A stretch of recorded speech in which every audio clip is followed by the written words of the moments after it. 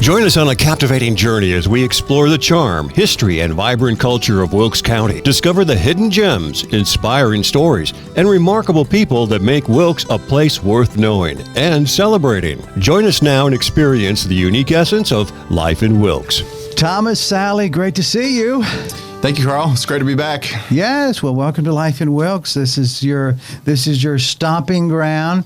But from a tourism guy's standpoint, it's a little broader than that, because really you're marketing Wilkes. You're talking about all the great things going on in the area, but you're telling that message to people not in Wilkes, right? Yes, sir. That's correct. Yeah, we consider tourists, and the state of North Carolina considers a tourist anybody who drives more than 50 miles to a destination. So, North Carolina, with its unique geography, I mean, we deal with a lot of in-state travelers, but we also deal with out-of-state travelers as well. So, yeah, a lot of the work that we do is not really seen or witnessed by the community, because we're specifically targeting people who are going to come to the community and spend the night. You're inviting people. Absolutely. Well, Thomas, before we go any further, tell people what you do. So I'm the tourism director for Wilkes County, and what that entails is that we collect a 6% occupancy tax from hotels and short-term rentals, and then that money is collected by the county and then remitted to the Wilkes County Tourism Development Authority, and is spent specifically on marketing Wilkes County as a destination and developing tourism infrastructure here in the county to encourage and increase commerce from a tourism standpoint. Great. Thomas, how long have you been doing this?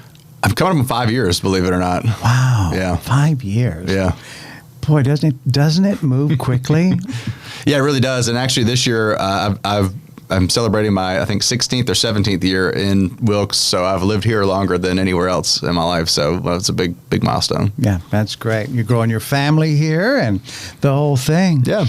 I was talking to somebody a few days ago, and this was interesting to me, and I made a mental note, of which I'm recalling now, to ask you about it.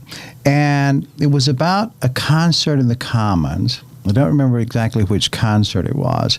However, the person was telling me that they met friends that drove up from Wilmington just for that concert.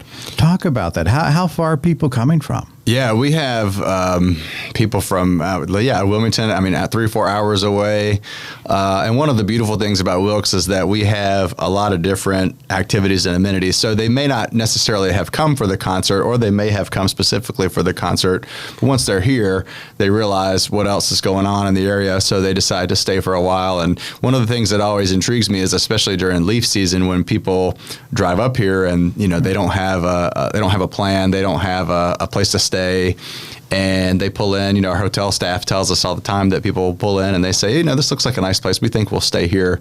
If I left the house and with my wife, she would not get in the car with me if we didn't have a plan. We knew where we were going to stay. Right. Right. What was going to be, where we were going to be, where we were eating, what time, and so on. And it amazes me that people just get in the car and drive, and they don't have a plan and they don't have a place to stay, but they end up here. They stay Right. here. So well, you have little people. Yeah, totally. Right, Yep. you're making a village, so your wife is thinking, wait a minute, it's not just you and she going now, right? Yeah, right. So you've got the village to go with you.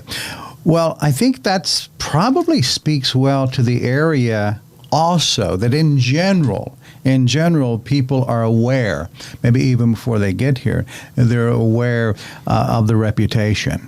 I think so. I think our greatest asset is just the hospitality that we provide. And, one of the things that I sort of operate under is that, we'll never be one of those superlative destinations with the most breweries or the tallest peaks or the most this or that. But one of the things that we can provide is a wonderful experience, and then create that emotional connection with people that, how does visiting Wilkes make them feel? And, when they experience that, then it does more for them than any, fancy attraction or Sure. Landmark can do. So really we try to operate under and lean into our strengths, which is culture, the history, the hospitality, the kindness and the generosity of the people that live here. So are those the particular things that you hear back from the hospitality folks, the hotels, the restaurants, of what they are hearing from guests that are coming from outside? Yeah, I think we hear that a lot where people say, that people here are so nice, that they're really generous and giving, and we could get into some of the other like our outdoor economy, our outdoor recreational assets that draw people here. But then once they get here, they experience the charm and the warm welcome that they receive from the citizens, people that live here, and that people are so proud of the community that it makes them feel really special and like they're in a special place, which they are. That's right.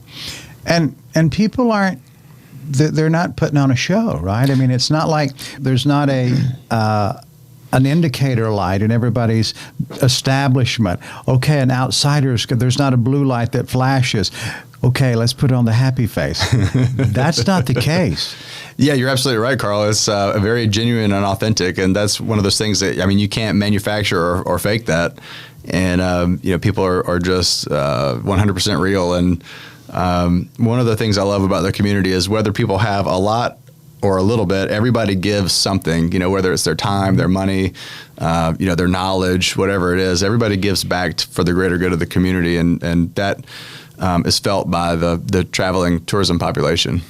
So you've been doing this in Wilkes for 5 years now, and it was part of your background even before that.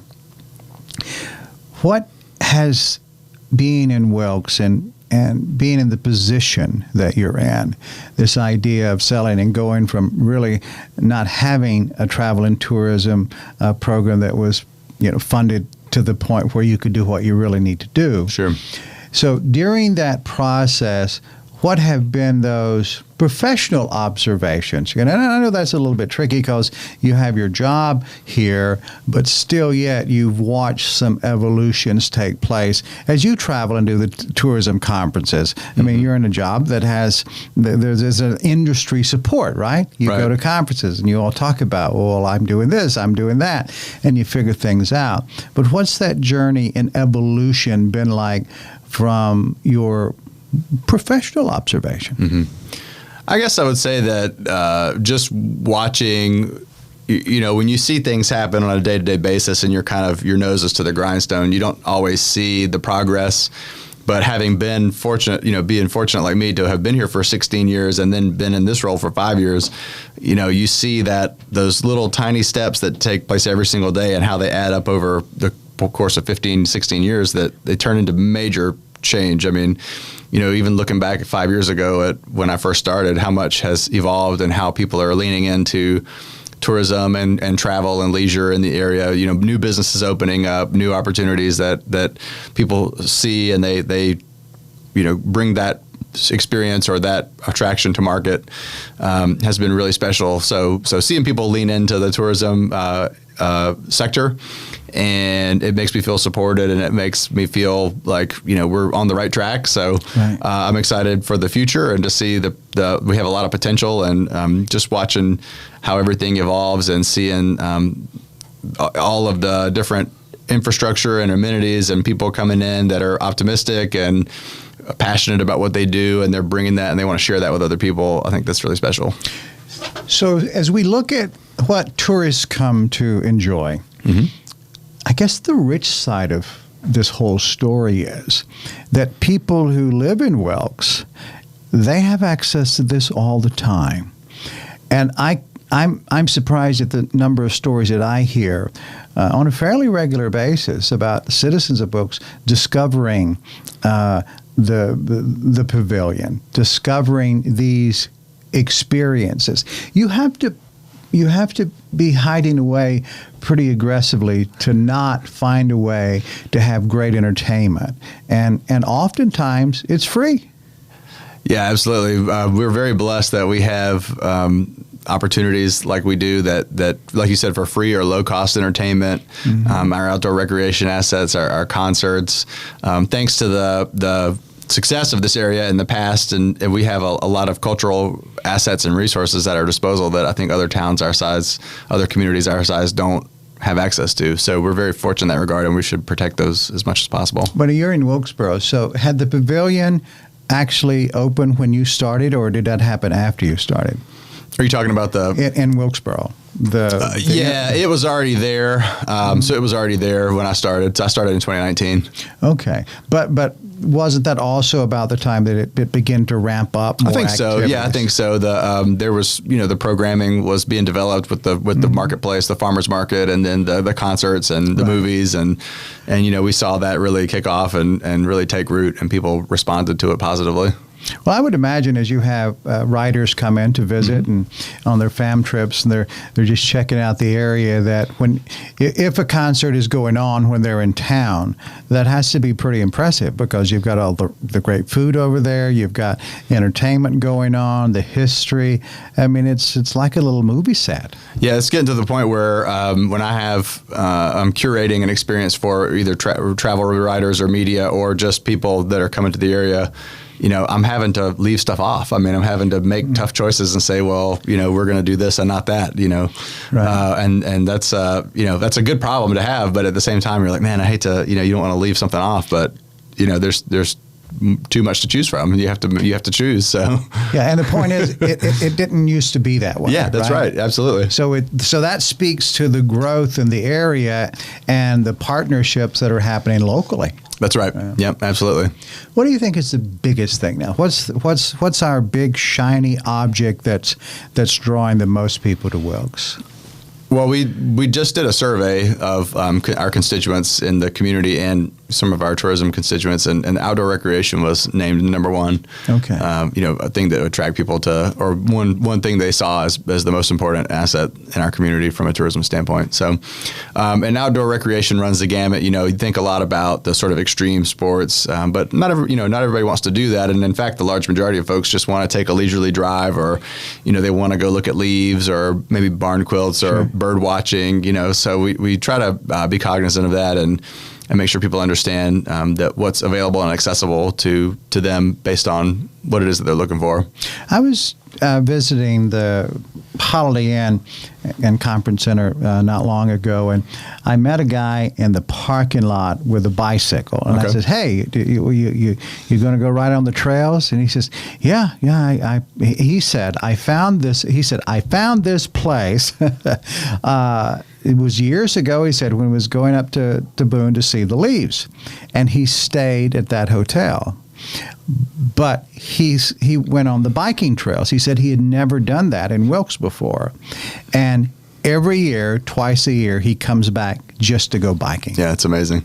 Yeah, we recently did a photo shoot in town, and it was like a Thursday afternoon, and I'm walking down the street, and we didn't have any models, to use for photos. So we're just having to stop people on the street and say, "Hey, could you be in this picture real quick?" And I was really surprised that not one person that I ran into on a random Thursday afternoon was from town. They were all from somewhere else visiting, and we went out to the disc golf course, and there was a family there from Ohio. It was the same type of story where, they come to the high country, the dad plays disc golf, the rest of the family was sort of getting into it. They enjoyed a nice walk, so they came with him he heard about the disc golf course, which is one of the top ranked in the world. I think Ken mentioned that on his show, but they drove down from they interrupted their vacation, in the high country to come and play disc golf here. And then, while they were in town, they were shopping and eating and doing everything else. Are you doing disc golf yet? I've tried it a little bit. My elbows don't let me. Right. Yeah. Right. So are you surprised at its popularity? It's just, I've recently done a story around, the pro shop in town for disc golf. Sure, yeah, right next door. And got all sorts of information. And I'm like, it was just all brand new news to me. Yeah. And afterwards, though, I've talked to quite a few people who absolutely love disc golf. Yeah. So what do you know about that from your standpoint of what that means to the area?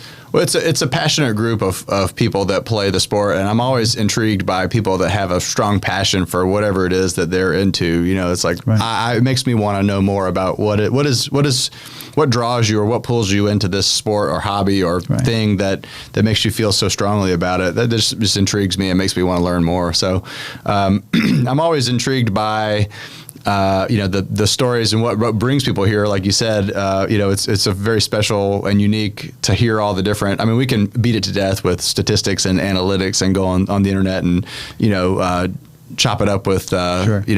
metrics and things like that, and try to predict what people are going to do. But nothing replaces those anecdotal stories about, well, my friends drove. I heard about this place from just what you said earlier. That nothing can replace those kind of anecdotal stories, and those are also really fun and charming to hear from somebody who's in the business Sure. every day. And there's an abundance of that, though. That's the thing. It's not like there are just a few people doing this. Right. I mean, there are a lot of people doing it. There are a lot of people who come here for religious retreats as well. Definitely. Right? Yeah, definitely. So I don't know what those numbers are like, but I've seen once again, and staying in the hotels, these large groups of people. It's like a pilgrimage, for Faith Fest or Moravian Falls and their experiences out there. So does that come under tourism as well, or? Yeah, definitely. As long as we know about it, if say the hotels or whoever is hosting them knows, and I'm able to, they report back to me, or somehow I'm able to find out that they're here, then certainly it's something that we take note of and we track and keep a record of, for sure. So there's so many things that we know, they're obvious. So are there any great big, let me say this the right way. It's like, are there secrets in the development? Are there things happening that's going to add to our offering? Is anything happening on the horizon that you know about? Yeah, we're starting to see more, kids' activities, especially, and I could name off a few, and I'm happy to do that if you want to. I don't know how. Whatever you want to do. How timely this will be, but you know what I mean? Down the road, whatever. But, more kids' activities. Food is another thing that people have identified in our survey that, food is an important reason. And think about, food is one of those few things that I'll get in the car for and just go eat somewhere, So we have a lot of great food. There's room, I think, for improvement in the food sector to bring more diverse and more offerings for people. What do you mean, like a Korean restaurant? Yeah, just more like we have a great ethnic scene. The Hispanic foods, the Asian foods, the sort of your greasy spoons and burger joints and stuff like that. We have the wine region here, so there's definitely opportunity for a more elevated cuisine. And we have a few good spots, for that already, but. People are looking they always want more and options, so. Okay. But just seeing an explosion in the agritourism, with animals, animals and U-Pick and, back when I was in the wine industry, all it was basically wineries. And now, even in the past 5 to 7 years, you see more and more little spots opening up that offer flowers, U-Pick, vegetables, petting animal experiences. Yeah, the lady that's got the those miniature Highland cattle, right? What's her name? Oh my goodness, we're gonna have her in for a show because we've actually got two. There's two in Wilkes, 2 Highland cow farms. Have you been there? I've been to one of them. But have you been to the one with the miniature versions? Yeah, I think so. That's about all I can get in here. I don't know if we can get a miniature one and you in the room at the same time. Yeah, there you go. That's funny. That's kind of interesting. We actually had a pig recently. Farmer Miner was in doing a program at the library. Yeah. And I saw the post on the website for the library and their kids program, and I was like, "Oh, that's great! I want to meet Farmer Miner." But we were busy doing something else. But I met him anyway, and lo and behold, before you know it, he's sitting right there. He's got a pig there and a pug there. Yeah, I think it's one of the things that's charming about this area is just our history of doers and makers. The people that because Wilkes was isolated, and you had to create or make your own. If you wanted to have a creature comfort, you either had to trade for it, and you had to have the means to leave to go into town or wherever to get what you wanted, or make it yourself. And a lot of people made do with what they had, and they got creative with, and that creative skill was passed down through the years and generations. And so today you see, the craft, and we have such a thriving craft scene, and I think people are drawn to that sort of this area as a doer or a maker, because the quality of life, the cost of living makes it possible for people to pursue their dreams and their passions in other ways that other destinations it would be cost prohibitive or just too litigious to get started. So well, that's a great point, because if we look at that idea of people who there's lavender, that come from a local lavender farmer, right? And all the pottery here and the crafts behind me, that's from local people who have made those things. And one lady in particular we have coming up pretty soon for a show. And art has been an amazing part of her, not only her life, but her mom and grandmother. So it's this traditional thing that we have going on. Yeah. And there is a richness. I think that does something. People who appreciate the arts and the outdoors and growing your own food, there's a way of being there, right? Yeah, totally. How about history?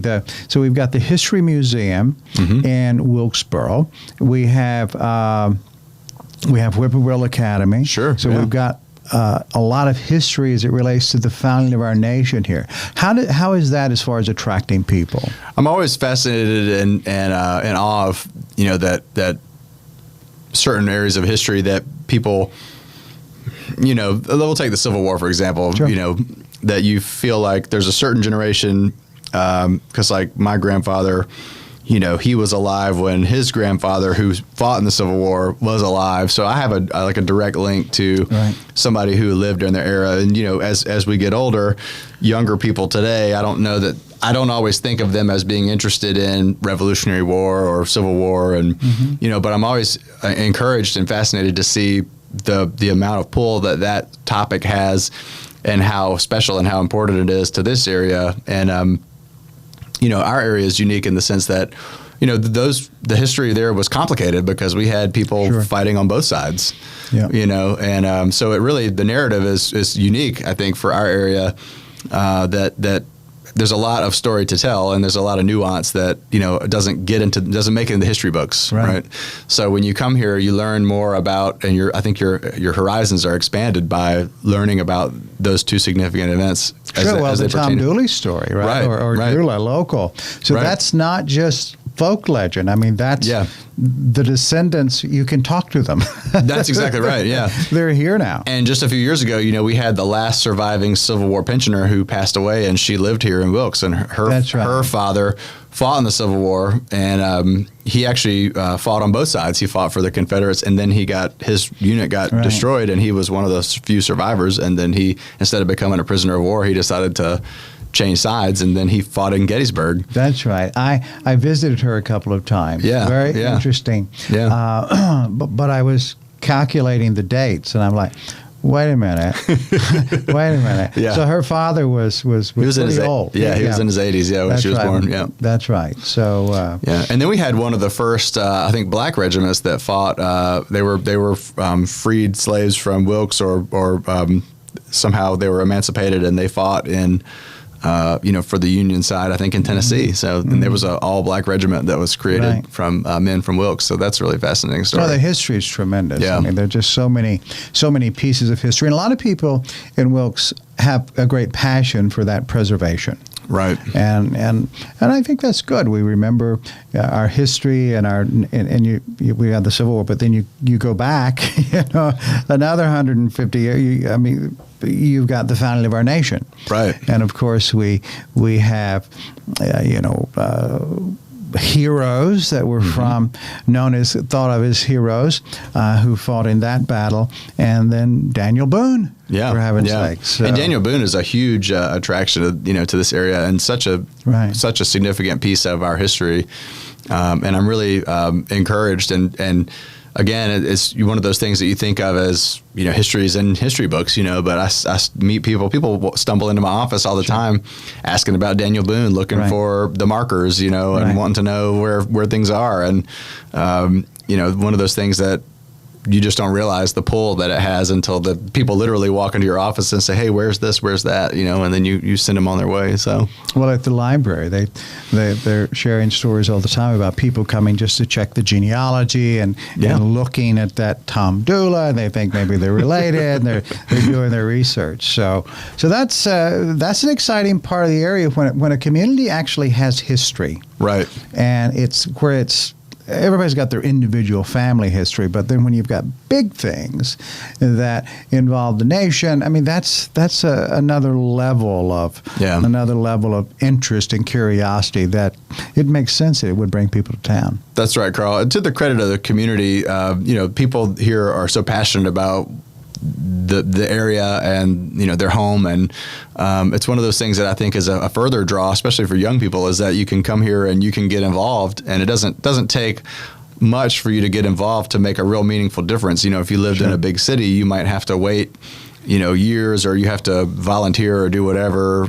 So we have young people on our planning board, or young people serving in other capacities in local government and in the community that they have a direct impact on how the outcome of things in the community. So, in a bigger city, you wouldn't necessarily have those opportunities. Well, I think it's easier not to be recognized for it, right? Because you get lost in the minutia of everything. That's right. But that's a really important point, Thomas, talking about the opportunities for younger people to be involved. Mm-hmm. And younger's relevant, I guess, whatever age you are, you think you're young to me, and then you've got people and staff that's young to you. That's right. So it all depends upon where you are on your journey in life. But the opportunities here for young people to do things, younger people to do things, is just wide open, right? Yeah, just like myself, I mean, coming here and getting involved in things, and I've been very fortunate to get to where I am, and I want to try to help other people. And that's another thing is just the people are willing to give gracefully and selflessly of their knowledge and time to help bring people up, and that's really, really important and really special for me. So are you suggesting that Wilkes County is a good place to visit and a good place to make home? Yeah, it's not only a great place to visit, but it's definitely a great place to set up and stay. Yeah.